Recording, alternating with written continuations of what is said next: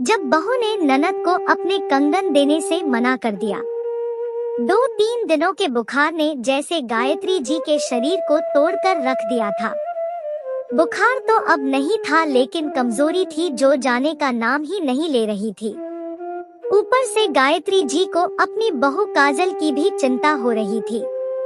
ना जाने कैसे वो अकेले सब कर रही होगी।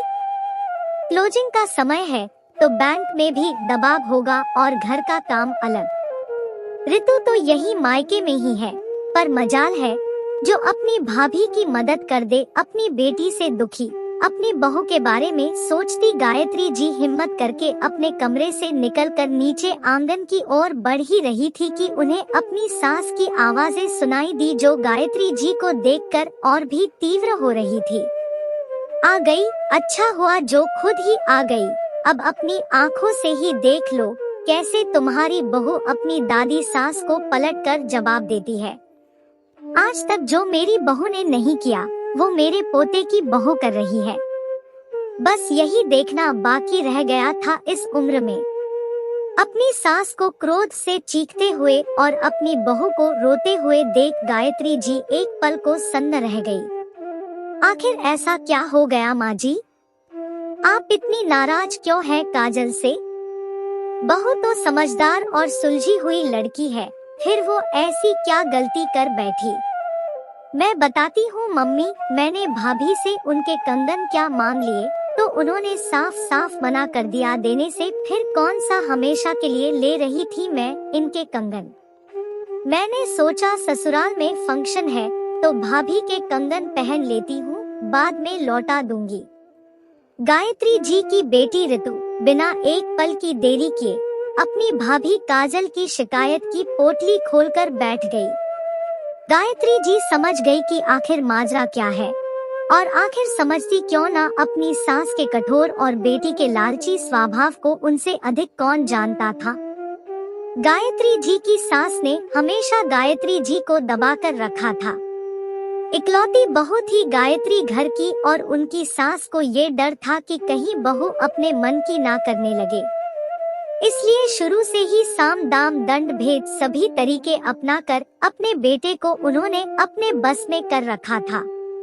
पति और सास के स्वभाव को समझकर गायत्री जी ने भी समझौता कर लिया था और बिना कोई शिकायत किए अपनी पूरी जिंदगी अपने ससुराल को समर्पित कर दी। गायत्री जी के 2 बच्चे थे, बेटी ऋतु जो अपनी दादी की परछाई थी, आदत स्वभाव सब उनका ही पाया था उसने, लेकिन बेटा अंकुर गायत्री जी के गुणों से भरा था।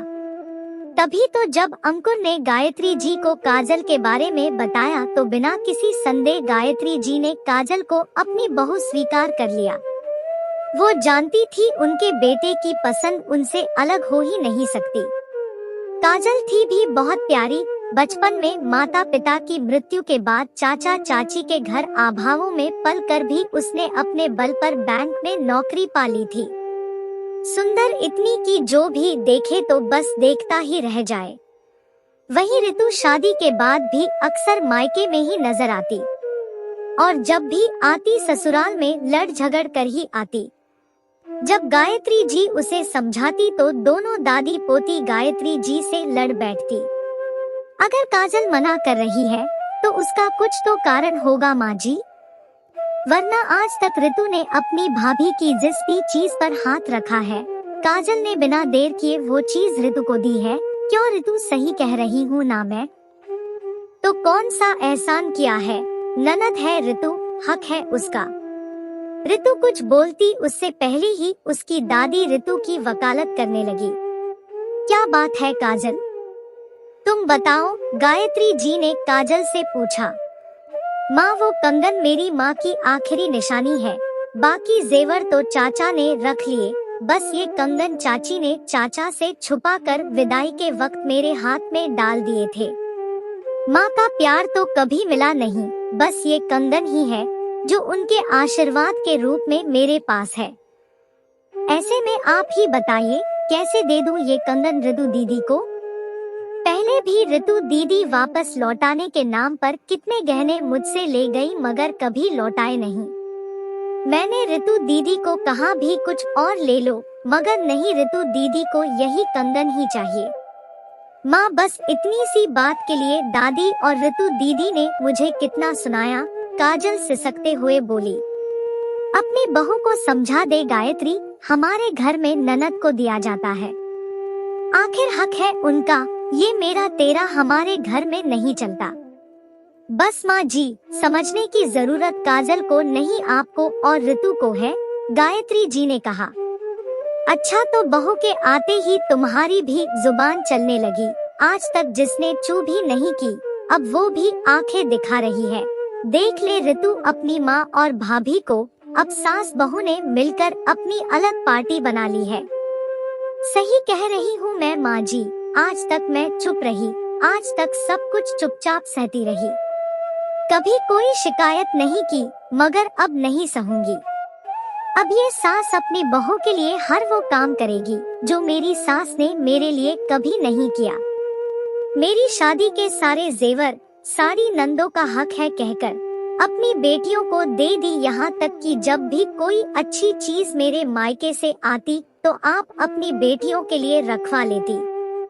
मैंने कभी कुछ नहीं कहा, लेकिन अब बंद कीजिए नंदों का हक कहकर बहुओं का शोषण करना। मानती हूँ नंदे आदरणीय होती है, लेकिन इसका मतलब ये बिल्कुल नहीं है कि बहुओं का हक और उनके मन को मारकर नंदों की आवभगत की जाए।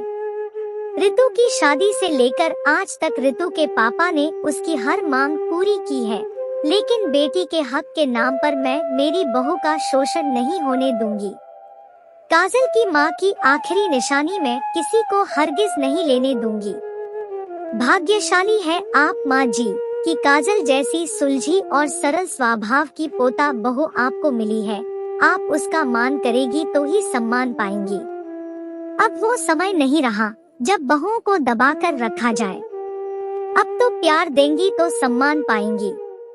इसलिए समझदारी इसी में है कि आप समय के साथ बदल जाएं। और ऋतु, तुम्हें बार बार मायके आने की जरूरत नहीं है, अब अपना घर संभालो तुम। देखना कहीं दादी की लाडली बनते बनते पति के प्रेम और ससुराल के स्नेह से हाथ ना धो बैठो। फिर मत कहना कि माँ ने समझाया नहीं। गाय समान अपनी सीधी बहू को इस तरह बोलता देख दादी की बोलती बंद हो चुकी थी। वो समझ चुकी थी कि अब चुप रहने में ही भलाई है। और ऋतु अपनी माँ की फटकार सुनकर अपने ससुराल जाने के लिए अपना बैग समेटने लगी।